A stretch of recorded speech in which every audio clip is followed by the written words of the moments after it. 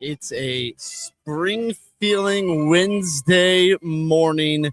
And do you smell that in the air, Brendan? It feels like March is right around the corner. And tonight in Columbia, Missouri, it's cast to be a March-like atmosphere, a must-win game for the Missouri Tigers tonight against the Vanderbilt Commodores. He's Brendan Schaefer.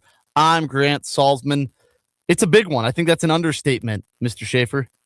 It's a big one. To correct you on something, I don't smell anything when we get to this time of year because my everything, the sinuses, they're all stopped. Yeah. There's nothing I can do. It's the allergies. But I'll take it over the bitter cold. So, we'll enjoy this while we can. I know it's going to cool down later on in the weekend, but it needs to be hot tonight at Mizzou Arena because I don't care what the point spread is. You can throw it out the window. Mizzou needs this one. After the way Saturday went, you didn't in that game. This is an opportunity to do it. And if you don't, you're staring down the barrel of possibly 3 straight losses, given that you're going to a tough Arkansas building on Saturday. So this one, to keep that steady presence, they're going to need this. They're going to need this game tonight. Yeah, they're going to need it bad. Vanderbilt comes in as one of the best teams in the SEC, maybe one of the best teams in the country. They have scoring prowess, I think, is the way to describe this team. They can get up and down the court. They can make shots from just about anywhere. They come in ranked 19th in the country, and they might have the best guard in the country in Tyler Nickel, one of, if not, like, he is unbelievable. Last time out against A&M on Saturday at 25 points. He's averaging almost 15 points per game. He's going to be a handful for Missouri tonight. Yeah, I mean, they have the 12th ranked offensive efficiency in the country, 19th ranked defensive efficiency, and they play a quick tempo, 62nd in the nation. They do a lot of things really, really well, and it's going to be a challenge. I don't think must-win game is synonymous with thinking they're going to win, because they're certainly an underdog. But if you're wanting to kind of maintain the presence as a tournament contender, I think this is one that, after a number of bubble teams didn't have great nights last night, maybe you can assert yourself in the other direction tonight. Yeah, a number of bubble teams did fall. Virginia Tech fell last night. They're on that bubble. There was one more team that, Wisconsin fell, but they might be going on to bubble. Ohio State had a nice win for themselves. Ohio State's the exception because they're kind of on that bubble and they get the nice win. I would say TCU. TCU. I was wrong about Georgia. I thought we were going to get Georgia another loss and see their name creep toward the last 4 in territory. That didn't happen. So, like Texas, they're going to zoom right up and not have to have this conversation anymore. The one I really had pleasure in seeing, and you won't be surprised to hear this, San Diego State losing by 10 at home to Grand Canyon. The Mountain West is a one bid league at most. I think they should even question whether their tournament champion gets in. That made you feel good? Made me feel good because the league is a joke, and it is every year. And anybody who loves that league is wrong. But anyway, it's fair. That was nice to see. This has become shtick for me at this point, and when I have something go in favor of my agenda like that, where San Diego State was like right on the bubble, and that, that's a loss that should be disqualifying. So yeah, I mean, I actually was up and just kind of bored and turned it on, and that was embarrassing. I mean, Grand Canyon looked like they were 3 times better than San Diego State yesterday. And Grand Canyon's a solid team, but you can't lose by 10 at home to them if you're on the bubble. And I would say the same about Mizzou against Texas, but Mizzou does get the chance to right the wrong by beating Vanderbilt, which is a top 12 team if you're looking at the metrics. So I said this was a must-win game. Do you agree with that? I do. Yeah. I mean, let's play it out the other way. You lose tonight. What's your confidence level going into Saturday at Arkansas? 0. Which is, there's no way they're going to win that game, right? Arkansas is 16th in the country in the Ken Palm. rankings. Vanderbilt's 12th. I don't But think to go to their place, I just don't see it.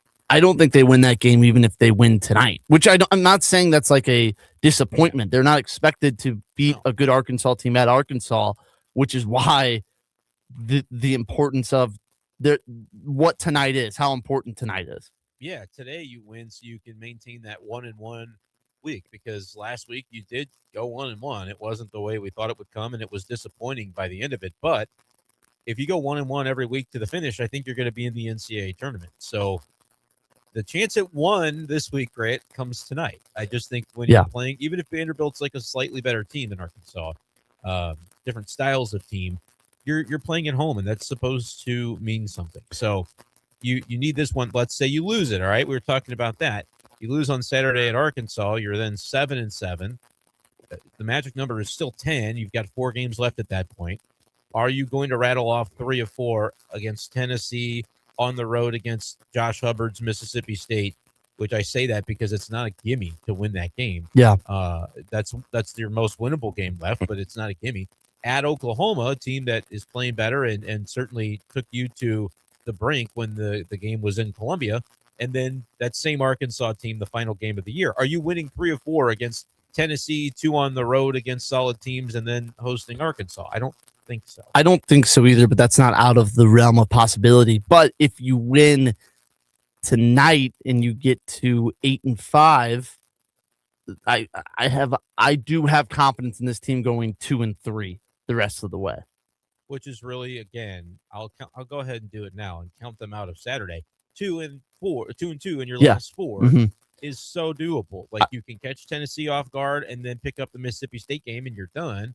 Or, you drop Tennessee and you have to win a couple of road games, or you at least go into the finale at 9-8 with a chance to beat Arkansas. You can't ask for much more than that. So, yeah, tonight's a key to unlocking all of that. Yeah, I think that if you're going 9-8 into Arkansas at home, the season still played out very well. Like I would still say that if you told me that even after the Notre Dame loss, for sure after the Illinois loss, but if you told me that Notre Dame loss, that they're 9-8 with a chance to be Arkansas at home to maybe get into the NCAA tournament, I'd shake your hand and take that deal. Yeah, I think so too. I mean, at that point in the season, I was fearing a 5-win conference season, and they're already up to 7. So they've exceeded those expectations. But then when you saw them kind of get it together with their full complement of players toward the beginning of conference play, that's when I would have said, well, I did reframe my expectations a little bit at that point. Yeah. And resulting in a 9-9 would end up being a disappointment. But there are levels to this. The level of disappointment of going 9-9, like honestly, going all the way back to November before the season even really got going, I would have said 9-9 in conference play is kind of about what I expect. So I at least want them to get to that point and see if they can have some pride on the line in the conference tournament. But because they're sitting right now still at 7-5 after a devastating loss on Saturday, there's every opportunity to still make this season everything it can be. There's talent on this roster. It has to play collectively a lot better than it did on Saturday. Yeah, and across the board they weren't good. And I actually think tonight they'll bounce back. I'm not flat out saying they're going to win the game, but I think they match up very well against Vandy. They outsize them by Vandy is very similar. They're like a better version of Texas A&M, but you get them at home. They play really fast. They want to get up and down the court, and they're a smaller team. Exactly what A&M is. And we've seen over the 4 years of Dennis Gates, teams like that, Mizzou matches up really well against. If you want to play fast, normally Mizzou loves that. And Mizzou this is the slowest tempo that a Dennis Gates team has ever ran, mostly because they have no depth. And if they're running up and down the court for 40 minutes, they'll be exhausted. But this is the type of game, a track meet is the type of game I think Mizzou is just fine getting into tonight. Yeah, and you want to be a little bit because Vanderbilt's better at it than you are. Yeah, that's true. But I think that fast tempo, I should say. The tempo Mizzou has played a much slower tempo though this year. Like last year, you have to play within yourself. If you're T.O. Barrett, if you're Anthony Robinson, the ball handlers have got to make good decisions with the basketball. When you have your opportunities to get it inside to, if it's Mark Mitchell driving the lane, he's got free will to do that whenever he sees an opening, and you take it because he's your best shot at getting a bucket when that's there. Or a pass down low to like a Sean Phillips, which is never my favorite play, but I have to acknowledge, especially in a matchup like this where Vandy doesn't quite have the size that they like to run, that Sean Phillips in his 18 to 21 minutes should have some opportunities. You can't fumble around the basketball and let somebody who's 6'7" swat it out of your hand or take your layup off kilter. You have to make those shot attempts. They have to be strong with the ball, strong to the rack, and then strong hands on rebounds, because this will be that type of feisty rebounding team that is not, they got, everybody's 6'5", 6'7", whatever. They're going to be challenging you in those spots, and you just have to use your size advantage, use your athleticism, and make sure you come down with a requisite number of those rebounds. Like, yes, they've got to be confident in what they're doing, because when you speed things up and you start turning the ball over, then you're lost. If they can play at that speed while playing clean, I think it is to Missouri's advantage. Yeah, tonight I think the game plan should look similar to what it did against A&M. Throw those lobs. I'm totally fine with the lobs being thrown to the Pierces and the Sean Phillips, especially if Vandy's goal is to take away Mark Mitchell, because Vandy, the tallest player on Vandy, normally, just like A&M with the gi, is normally 6'7", 6'8" on the floor, and that's McLaughlin. So find a way to isolate him on Sean Phillips, set those screens. And I think Mizzou's way is to dominate inside to begin, and then maybe you're kicking it out, and Jaden Stone and Trent Pierce are hitting some threes, maybe even Jacob Cruz. Got to get Trent Pierce and T.O. Barrett going, though, because they were, Pierce didn't really shoot the basketball against Texas. 1 for 4. And T.O. Barrett played probably his worst game since he's entered the starting lineup. Yeah, because that was a game they really needed him. And he was 2 for 9 from the floor, missing layups, not creating the way that we're used to seeing him. So he has to be better. And Trent Pierce, like you said, was just in a game that sped up on Missouri because they're getting looks at the layups. They missed at least a dozen layups in the game. And so when that's happening, you're not really complaining about who's taking the shots as much. And then you look up at the end and go, well, why? I mean, Trent Pierce is a big-time scorer, only took shot attempts in the game. That's just kind of the way the game played out. You can't miss layups like that, and it would have probably been a different story. But I agree that Trent Pierce is an important part of when they're scoring well, that he's involved. He's touching the basketball and getting his looks. Yeah, and Vanderbilt, I mean, they're really good. That's just looking at their KenPom, like you mentioned, their offensive rating, they're 12th in KenPom. They just about rated top 50 in every important category that matters. It's going to take a big effort from those two, in addition to the Mitchells and the Stones. Can they continue with the 7-man rotation performing? Because they didn't on Saturday, but I'll if I have to, I'll put that on 2-day rest against a team that had a bye week. Yeah, I put it more on the way the game started and knowing that Vocatitis was going to be a matchup problem. And so I think they were going to see more of some of those secondary bigs anyway. It was just the bigs that came in. I think they played, instead of 7 guys, didn't they play 9? And it was Burns and Nick Randall that you saw come in, just trying to hang down low with their big guy. And because Sean Phillips gets the early tech other personal, he's got 2 fouls in 3 minutes or whatever it was, that quickly became, well, you're not going to leave him out there. He'll be fouled out by halftime. So that was really the main reason I think they had to expand it. But yeah, tonight you'd like to just think your 7 will be enough, more or less. I think so too. Your 7 have to be. I do think we'll see a little bit of Nick Randall, just a little bit, like because he's 6'9" and he kind of matches up well against this Vandy team. If Phillips gets a foul or 2 or is just plain out tired, I don't hate going to him in a couple minutes in rotation, but I don't need to see Trent Burns. or Yeah, I don't need to see him Sebastian Mack or probably at all. Well, Mack was ill on Ill. Saturday, so we'll Yeah. see on the injury report or availability report if he's available. I haven't seen, but it doesn't really matter No. that much. I don't think he should be playing a factor. It's also very funny with Javon Porter, just no updates at all. No availability report, no injury report. I think soon in the next like 5 games, all of a sudden we'll get a tweet saying Javon Porter questionable today. Like all of a sudden there'll be a random update. He had to have been listed on the report. What was he listed as at last time? I don't for the last game. Is there they put it out every game. Oh, I've missed those. I just saw the Mizzou Hoops tweeted about Sebastian Mack's illness.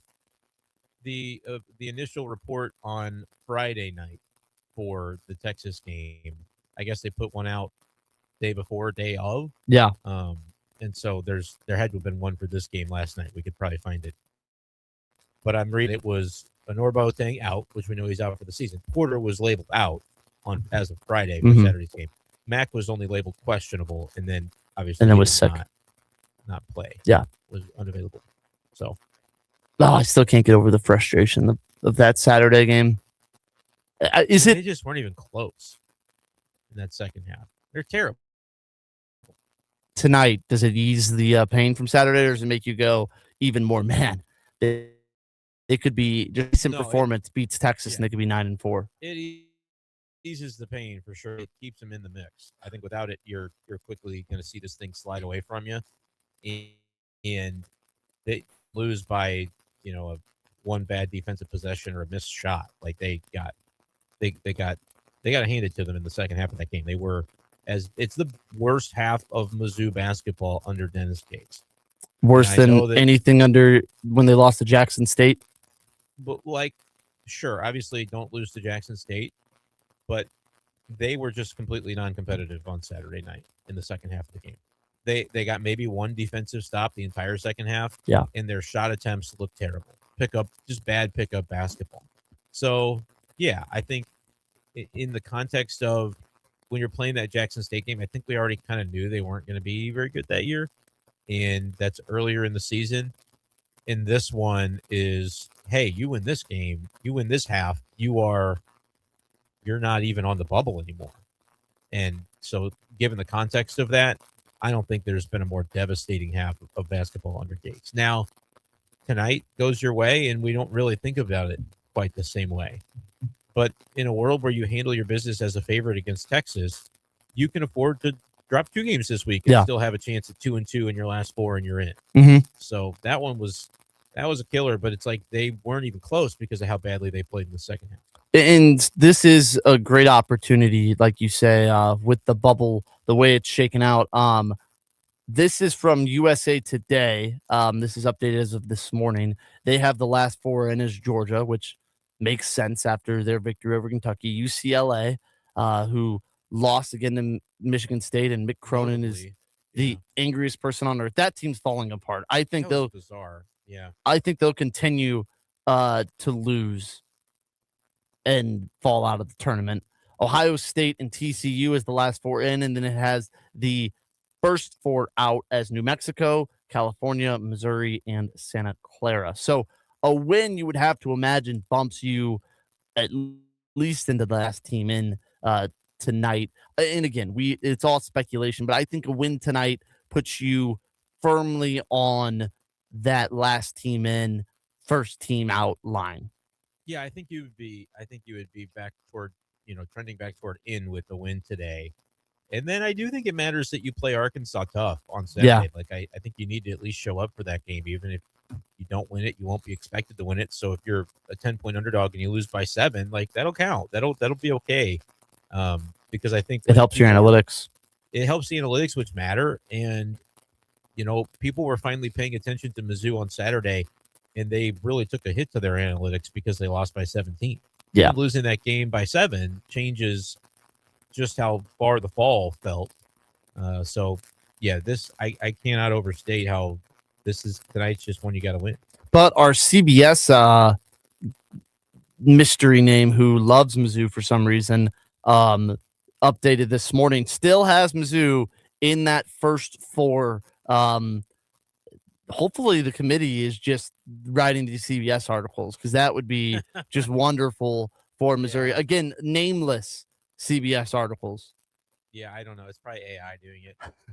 For some reason, AI loves Mizzou. I don't know. I can't imagine that. I say that, but then there have been other teams that have taken some really ugly losses too, and they're still considered. Yeah. I mean, again, Mountain West. You said New Mexico was listed there. They're 11-4 in the Mountain West. Like, I just don't understand how you lose 4 games in that league. But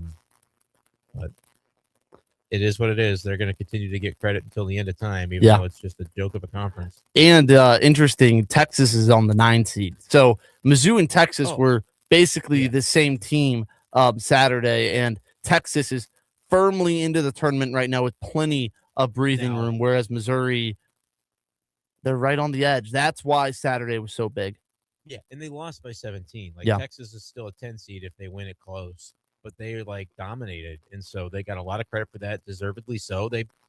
Missouri played terribly, but I'm not. This isn't a situation where I'm looking to take away from what Texas did, because I think Texas largely did it to them in the second half. Like, they forced the issue to make Mizzou play so badly and get out of their game and what they do well. You have to be able to overcome that if you're a quality, tournament caliber team. Mizzou did, but Texas gets a lot of credit, and with the metrics and the bracketologists bumping them up like they have. Other interesting things, and this it has VCU as the first 4 out. They're right on the bubble. They got to win over George Washington. The SLU Billikens play VCU on Friday, and if you're a SLU fan, Mizzou fan, hopefully SLU knocks off VCU. But Brendan, the Bills suffered their first A-10 loss at Rhode Island. 2 things there. SLU looked bad, and Rhode Island couldn't miss a shot. Defensively. Yes. Like, the offense wasn't what they're up to normally, but it wasn't that bad. It was meh. But that kid, Hinton. He made like 7 first half threes. And then made one more. One out of the break. Like, that was ridiculous. The guy averages like 13 a game, and he scored 25. Yeah, that really most sucked. of it in the first half to kind of build that lead, and then you're chasing the game. And they kept kind of getting it within striking distance, but they were never able to close the deal. That was tough. That was tough watch. They still have SLU at us a 7. I really want them to keep winning to get them to a 6, because at a 6, you're not getting a 6, but you can win out and be a 7. I don't think they can lose another game and still be a 7. I think they'll be stuck as an 8. You don't think they win out there a 6? Nah, maybe. I'm talking about win out and then you win the conference tournament. That's still winning. Yeah, you have a chance to be a 6 at that10 point. more games. I'm telling you, they don't get a lot of credit because it's the league is not thought highly of. I'll take the A-10 against the Mountain West any day, but that's not the way that it's viewed publicly. I'm just saying, if I'm the 2 seed in that quadrant of whoever, if SLU's a 7, heck, if I'm the 1 seed in that quadrant, if I'm a 2 seed like a Nebraska, like a fake team, get out of town. Like, they have Nebraska as a 4 right now.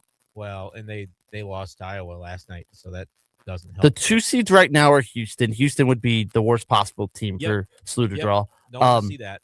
Illinois would not be great, but Purdue as the 2 seed. That would be fun. Would be really totally fine with fun. That. Iowa State, like, I'm not. No, thank you. Their defense is really good. Well, you would want like one of these 3 seeds that they have. Like, Kansas is a 3 seed. I think SLU could beat Kansas. I don't think SLU could beat Florida. They're a 3 seed right now. Vandy's a 3 seed. Florida's going to be a gnarly 3 for people. I think Florida will move up to 2. They're not going to sit as a 3. But if somehow Gonzaga or even Vandy would find their way on the 2 line, Mizzou would. Or Mizzou. SLU. Well, Mizzou beat Florida, so Gators don't want to see them. SLU, I think, would feast against those teams. Really, any of these 3s. That's why somehow moving to a 6 would be unbelievable. What happened? But it would be. No, they blew awesome. It last night. Yeah, that was one that. But hopefully that was like the gut check that you need, because it doesn't. Yeah. Like, they're in the tournament field. They're doing fine. But hopefully that was the gut check, because Friday is a tough one. I mean, VCU wants some at-large consideration, and this is really their main chance to get it against a team that everybody's been touting as the one of the best A-10 teams of all time. Good. A loss is good. Maybe now people will forget about SLU. Good, but you cannot lose to VCU at home, because then it starts to get your seeding advantage that you had built up is gone. No, yeah. If you lose to VCU at home, you might be dropping to 10, 11. I mean, Can I I'd be? rather be 10 than a 9, but I'd rather be 11 than a 7. I'm just gonna say that. I'd rather be an 11 that doesn't have to play in Dayton than a 7. Yeah. It's all a mismatch in that range. But I hear what you're saying, because your second round matchup, if you can get to it, is a lot more achievable. And the difference between playing a 6 and a 10 in the first round is really not that significant. Let me read you off some of these 6 seeds that they have right now. So I'll read you up the 10 seeds right now that SLU could, in theory, play as a 7. USC, I would take SLU in that. UCLA, I would 100% take SLU in that. Georgia, they're big. Probably would take SLU in that. And UCF, SLU would win by 20. I'm very confident in SLU beating. But then you look at the 6 seeds, Kentucky, North Carolina, St. John's, and BYU. I still feel good with SLU against a lot of those teams. You know what I mean? Yes, they're harder, but I still think SLU could beat all those 6 seeds I just named out. Yeah, I think that's probably right. And I don't know that we know that for sure, but the difference is so minuscule. Yes. There's not a real obvious, advantage to one or the other until we see the bracket and we're like, oh my gosh, you lost to a 10, but it's just not really. All those teams right now are jumbled between, the 24th ranking and the 38th or whatever, and it'll all level out. I agree with you. And that's why you just don't want to be an 8 or a 9. No, your second round matchup is as tough as it can be. Yeah, the golden range is 11-10. You avoid 11-10-7, and then avoid 8-9 at all costs. Really, 10 and 7. I'd rather be an 11 than a 10 or 7. That's what we were talking about. 11 and 6 and 5, 4. I think are the golden seeds for kind of these teams in and about the question.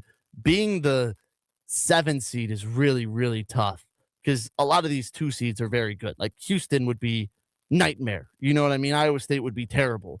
But in 11, you get to play a 3 if you win or if you beat the 6 seed.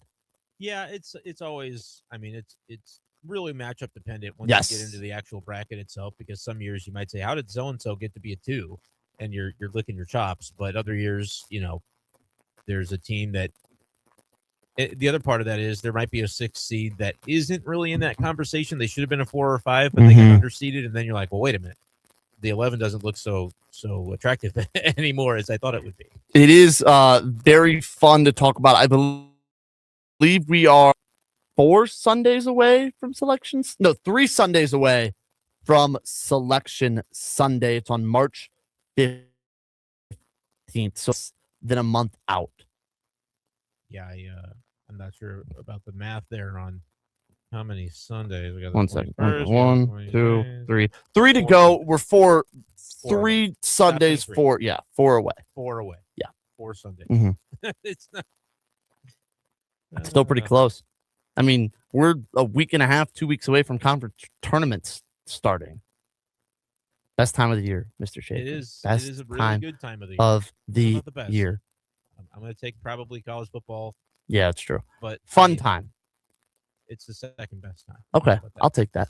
All right, he's Brent Schaefer. I'm Grant Salzman. We're going to go to a quick break, come back to talk about more of this Mizzou versus Vanderbilt matchup. Tigers look for a huge quad 1 victory at home. Commodores. This is the Lou information station at louinfo.com. This hour of content on the Lou Information Station is brought to you by Grandpa Pigeons, Johnny Mac's Sporting Goods, and Becky's Carpet and Tile Superstore. Hey, see that, kids? That's the St. Louis Arch, the gateway to the west. The Lou Station, where we'll always call it Highway 40 or Highway 40 if you're a boomer. St. Louis expression? Stream our content 24/7 at louinfo.com. The Lou Information Station. Fast Track Auto Transport has been a trusted leader in vehicle shipping for over 25 years, providing reliable, affordable service across the U.S. Fast Track offers fast and safe transportation solutions for individuals, dealerships, fleets, and businesses of all sizes. The Fast Track team prides itself on honest communication, competitive pricing, and real-time tracking, which gives our customers peace of mind from pickup to delivery. Whether you're shipping a single car or managing a large fleet, Fast Track delivers a smooth, hassle-free experience every time. Come see why Fast Track Auto Transport has been St. Louis's go-to company for all your vehicle transport needs for over 25 years. The trusted way, the safe way, the Fast Track way. Visit ftautotrans.com or call 636-677-9004. That's ftautotrans.com or call 636-677-9004. LouInfo.com news headlines. Brought to you by Brown and Crouppen. 222-2222. With your LouInfo.com news, I'm Jared Sorello. St. Louis Mayor Kara Spencer is explaining a delay in funding for tornado recovery. Spencer telling residents last night the city is facing some challenges getting money from FEMA and has had to build recovery programs from scratch. Many homes are still in need of repair 9 months after the tornado. Spencer said the city is vetting contractors, but does not expect operations to get fully underway until next month. A vigil held at Parkway Central High School for a student who died in a crash. 18-year-old Olivia Bumback was a passenger in a vehicle that rolled on I-64 last weekend and then fell down an embankment.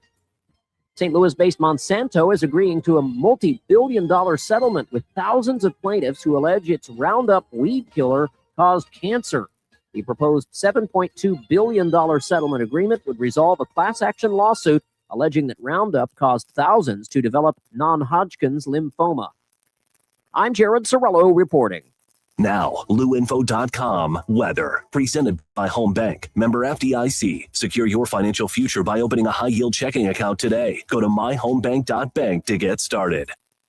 Here's your LouInfo.com weather update. Nice and warm today. We're headed for the low 70s. A little bit breezy, but not bad. And we should have sunshine. Overnight, a few clouds ahead of a cold front. We'll drop to about 50. Our cold front moves in on Thursday. It will stay mild, though. Our highs about 70, windy, and scattered showers and a few thunderstorms. I'm meteorologist Steve Hamilton for the Lou Information Station, streaming 24/7 at LouInfo.com and free Lou Info app. At Commercial Technology Solutions, we are all about solutions. We pledge that our sales staff will listen carefully to your needs and propose a solution customized to your business. Services and tech support are second to none. When you establish your relationship with Commercial Technology Solutions, you can have confidence that your tech needs are in the hands of St. Louis's best. Contact them in Missouri at 314-421-3550, in Illinois 618-452-3550, and online at ctsphone.com. When you buy a hot tub, you want more than bubbles. You want value that lasts. At St. Louis Hot Tub Warehouse, their low overhead means premium American-made products priced better than the competition, and the best price guarantee in town will beat any local dealer on a comparable model. With over 38 years in business and 400-plus five-star reviews, you can trust they'll be there to service your spa long after the sale. St. Louis Hot Tub Warehouse, highest quality, best price. Visit besthotTubPrices.com today. People ask all the time, who the heck is Low Cost Airlines? Well, we're not just one airline. When you're talking to us, you're talking to everyone. We are the discount supermarket for all airline tickets. Plus, we have all the airlines and always have the best prices. American, Delta, United, plus all the specialized international airlines and a lot more. And we make it easy. We guarantee you'll talk to a live human in 60 seconds. You can have the rate you need and have your trip booked in 5 minutes. Now, how cool is that? And remember, when you're talking to us, it's like talking to every single airline available with one fast phone call. All you need to do is call and find the best prices to fly wherever it is you want to go. So are you ready? Call Low Cost Airlines right now. 800-298-0306. 800-298-0306. 800-298-0306. That's 800-298-0306. Fast Track Auto Transport has been a trusted leader in vehicle shipping for over 25 years, providing reliable, affordable service across the U.S. Fast Track offers fast and safe transportation solutions for individuals, dealerships, fleets, and businesses of all sizes. The Fast Track team prides itself on honest communication, competitive pricing, and real-time tracking, which gives our customers peace of mind from pickup to delivery. Whether you're shipping a single car or managing a large fleet, Fast Track delivers a smooth, hassle-free experience every time. Come see why Fast Track Auto Transport has been St. Louis's go-to company for all your vehicle transport needs for over 25 years. The trusted way, the safe way, the Fast Track way. Visit ftautotrans.com or call 636-677-9004. That's ftautotrans.com or call 636-677-9004.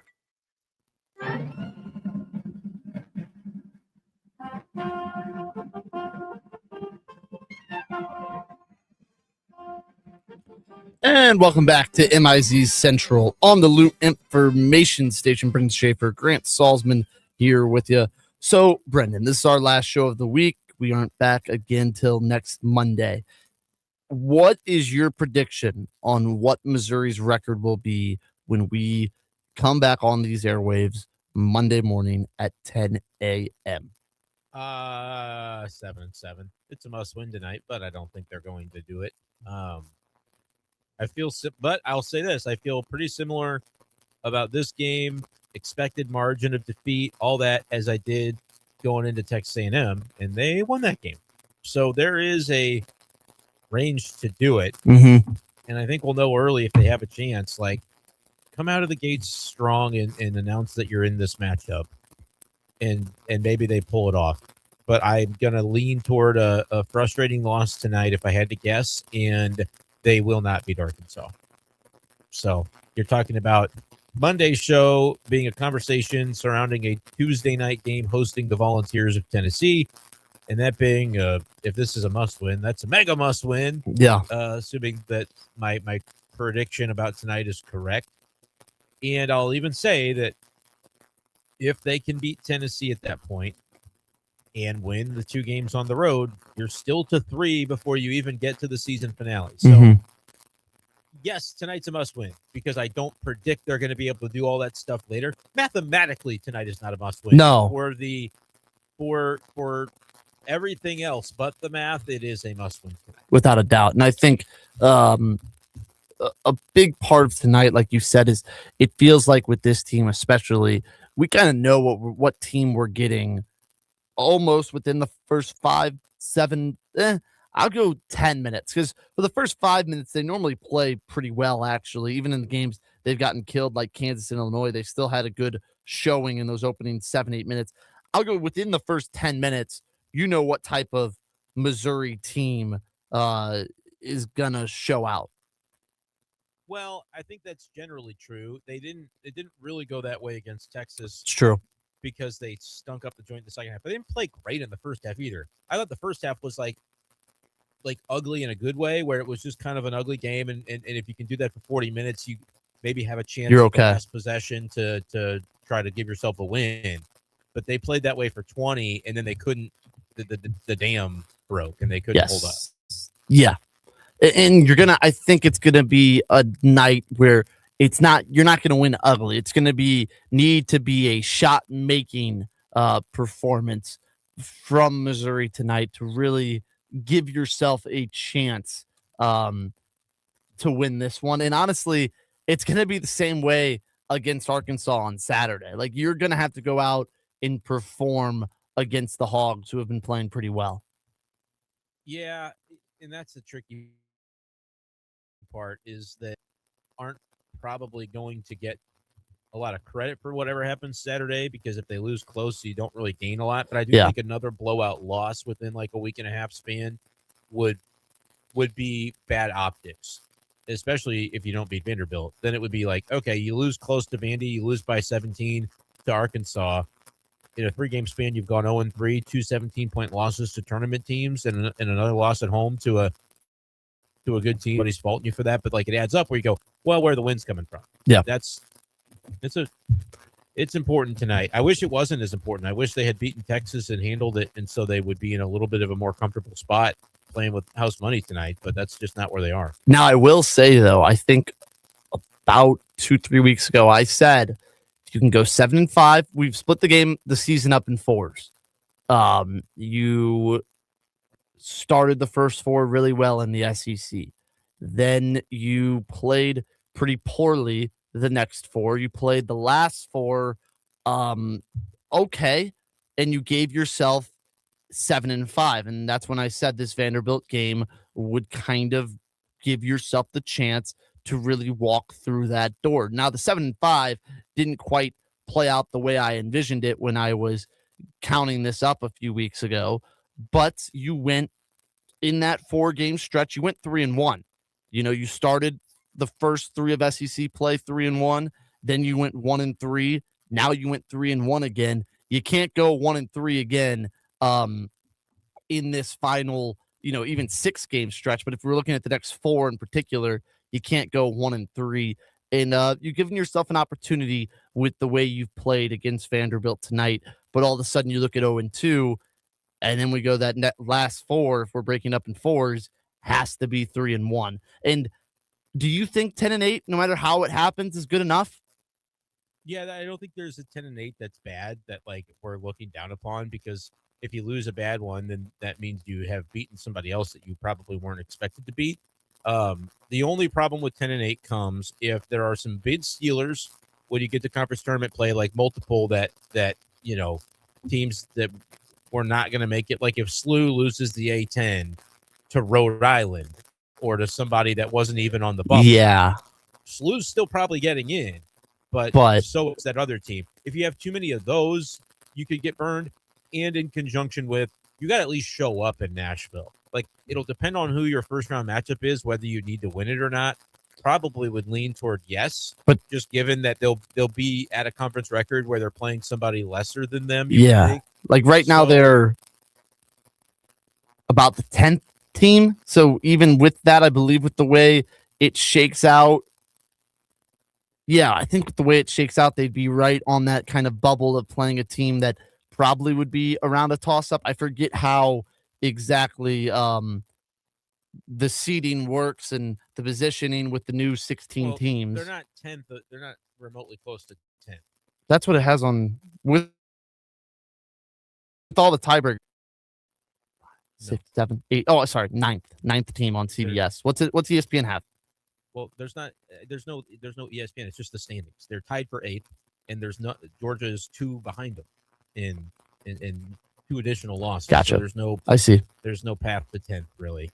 So you'll be 8th or 9th probably in that area. Yeah. Well, I mean, we're saying 10-8. So unless a team above you like Kentucky or Texas drops 3 of their last 5, and you don't play either of those teams again, you're probably. So I mean, you're playing a similar team, but better. You're playing a team that you're supposed to be. Probably going to be a couple point favorite against. Yeah, and that's where 10-8 and a win there. I think gets you in. I guess that matters though. If you're 8th, you're getting a bye. If you're 9th, you're not. So if you're 9th, you're playing South Carolina or LSU.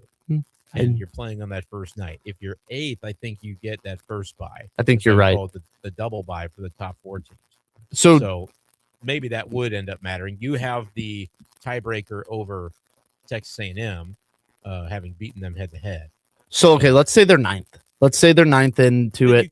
You got to win the first game. Does winning actually help you though? No, but losing hurts you. Yeah, because of who you'd be playing. So if you're 8th, you don't need to win your first game that you play in that tournament. You just need to not get blasted. If you're 10-8 and you get a bye, you just need to not get crushed in the second round, which would be your first game.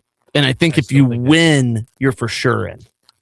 Yeah, if you're 8th seed and you get a bye and then you advance to the quarterfinals by winning, I think that would be the case. Because then you're playing one of the best teams. You're probably playing Florida there, assuming that they hold on to their lead in the SEC. And it's kind of like last year where, you might lose by 15 or 20, but so does everyone else. And you beat Florida earlier in the year.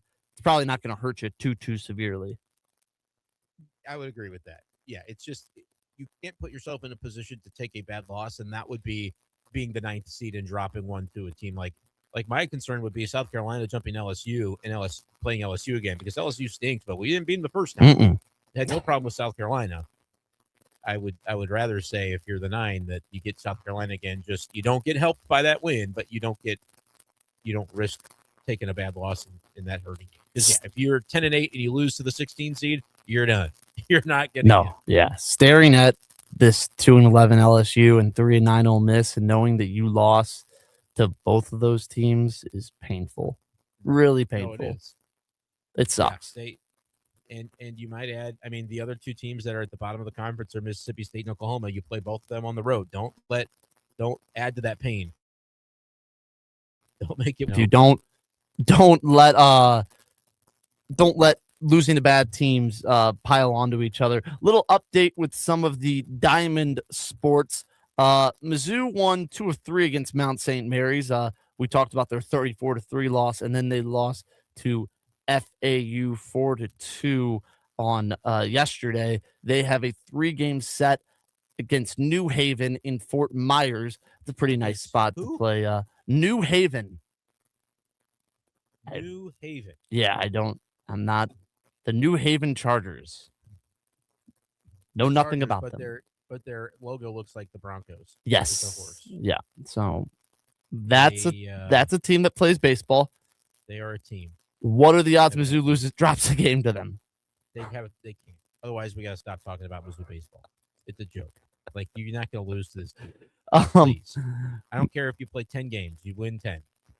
Mizzou softball has struggled a little bit so far. They're 4-7. They are on a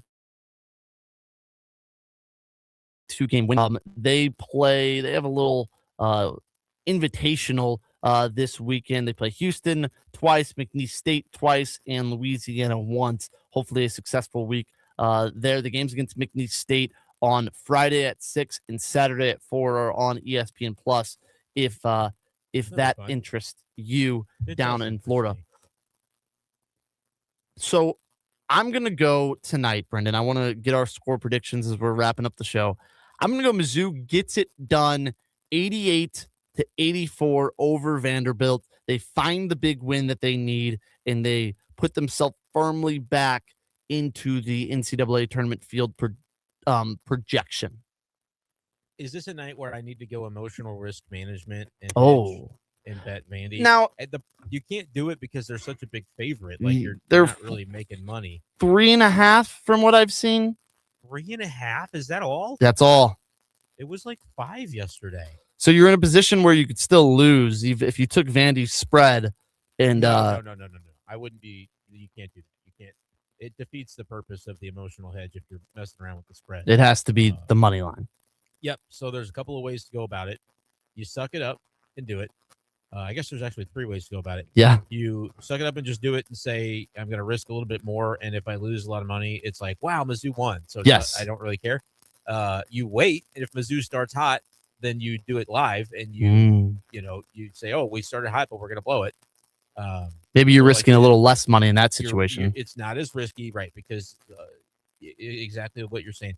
It is only 3.5. The third way is to go on DraftKings, use the 30% boost that I just saw they have, and you just bet Vanderbilt that way, and you end up getting a little bit more bang for your buck.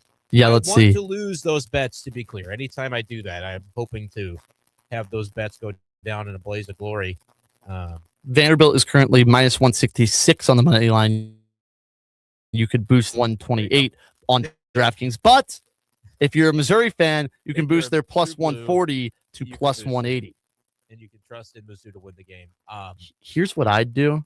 If you want to back Mizzou, I'd go in. This is what I like to do with my boost. And it helped me with Houston over Iowa State. I boosted them at 3.5 instead of 2.5, which the line originally was. And Houston tragically did not cover 2.5. But they covered 3.5. Okay, it helped me. You got a better number. So what I would go do is take Mizzou 5.5 and boost that to minus 115. 3.5, like the same numbers and odds as it would have been. or maybe 6.5 at minus 130. It's not a ton of movement, but yeah, I think I'd go with one of those, and I probably will backing the Tigers tonight. I will probably wait, and if Mizzou starts hot, I will bet on the other team. The thing I did, the Kentucky game, I was so sure we were going to lose to Kentucky that I'm just like, let's just bet on the other team. It's like the money line. It doesn't even matter how much, like we're just doing it. Mizzou's not going to win this game. And then as it was going, even when they were down by 8 late, I got cold feet. I was like, wait a minute. What if they Kentucky lose? hasn't looked good all day. So I bet on Mizzou to hedge to like just erase my bet, and now I'm just rooting for Mizzou to win. And it worked. And it worked, and I didn't lose any money. Following Mizzou when I'm betting on it is you don't want to be even in the same vicinity because it doesn't make any sense what I might do. I might bet on the other team. I might have a true son moment and bet on Mizzou like I did on Saturday when they were down 10 to Texas. I turned the game off. I'm like, I'll still bet on Mizzou. Yeah. Throw a few bucks on their money line if the comeback happens. It never makes sense what I do, but bottom line is get the win and nothing else matters. All right. Well, he's Brendan Schaefer. I'm Grant Salzman. Back Missouri tonight. They're going to get it done. They're going to cover the spread at least. Hopefully, we're coming back Monday with a Missouri Tiger victory. Thanks, everyone. 71-73 Vanderbilt. 71 what? 81-73. Oh. I know. Don't love that. All Make right. fun of me on Monday. Let's hope so. Wrong. He's Brendan Schaefer. I'm Grant Salzman. This is the Lou Information Station. Up next, it's Charlie Tuna and the Posse. Everyone have a great week. Hey, St. Louis, looking for high-flying action and electric energy? Grab your crew, hit the road, and